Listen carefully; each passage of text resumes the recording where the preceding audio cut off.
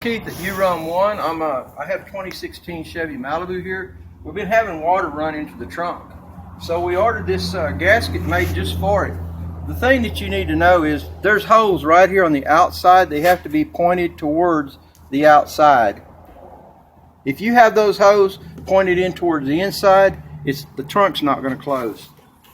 Okay, so when you put it on, you're going to obviously have to feed it over the trunk like this. On the new one, there's two dots. The two dots are right on either side of this.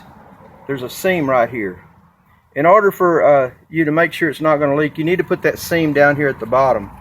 And so we laid it out like this. We started up here in the center at the top, making sure that these hoses are pointed out. If these hoses are pointed inward, you've got it on backwards. So then we started our way along. We started about middle way. There is a track right in here. It's a little bit hard to see, but you have to open it up. It's kind of got a wedge. If we get the light on it, it's again, this is not a real simple job to do. You really have to pay close attention. But there is a wedge in there. What you can do is you can get it over the metal little wall and you can start feeding it over it.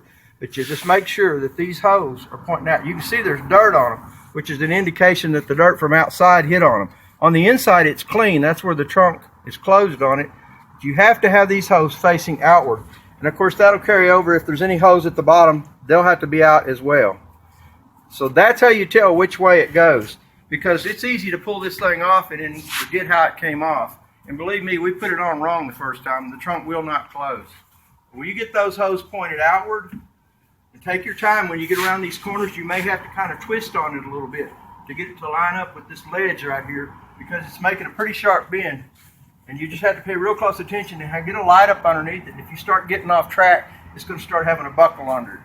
If you'll just remember that, you'll be able to do this yourself without having to pay someone to do it. You just got to pay attention, be careful, go slow, and have the holes facing out. That's the main key to it. I keep repeating.